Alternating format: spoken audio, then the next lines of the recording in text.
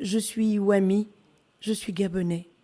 À chaque fois que j'ouvre les yeux, je regarde autour de moi et je rends grâce à Dieu pour la grâce qu'il m'accorde à moi et aux autres habitants du Gabon de vivre dans un pays où je peux me déplacer sans avoir peur de rencontrer à tous les kilomètres des pneus crevés, des routes barrées, du sang sur la chaussée, des commerces vandalisés, des forces de défense et de sécurité mobilisées au péril de leur vie.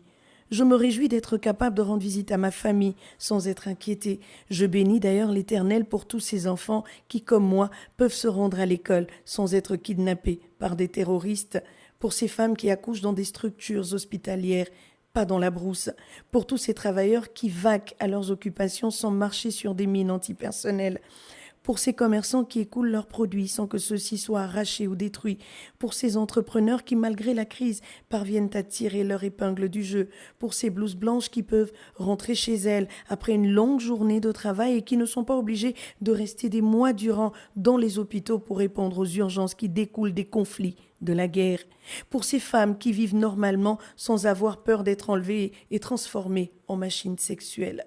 C'est cela, la triste réalité que m'a renvoyée Internet et que j'ai pu voir dans le regard des populations qui vivent dans des pays en crise où ne règne pas la paix.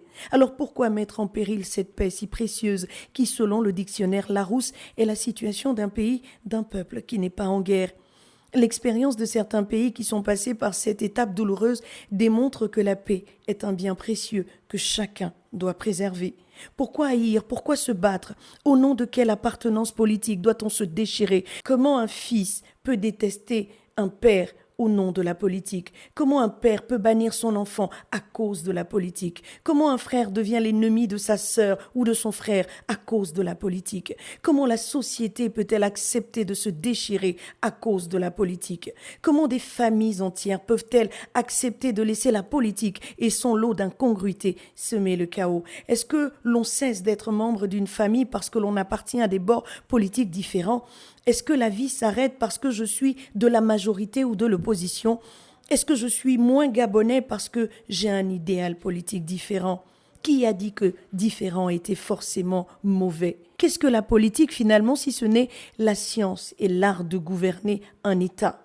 Qui a défini la politique comme le seul moyen d'expression de la haine? Quel dictionnaire a choisi pour synonyme à la politique la violence, la guerre, la haine?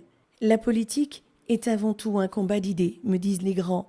Alors quel pan de sa définition est inaccessible pour que d'éminents chercheurs se posent pour la réflexion? La parole est donnée à qui veut la prendre.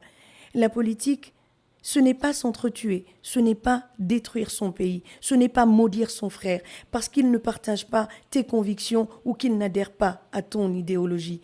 La quiétude, la tranquillité, la sérénité et le calme sont importants pour le développement d'une nation, pour le développement du Gabon. Pour cela, il faut que chacun prenne la mesure de ce que la préservation de la paix est le préalable à toute chose. Je suis Iwami, je suis Gabonais. Mon père m'a dit que la paix est un héritage des pères fondateurs de la République gabonaise. Je dis que chaque habitant, en toute responsabilité, devrait se le tenir pour dit.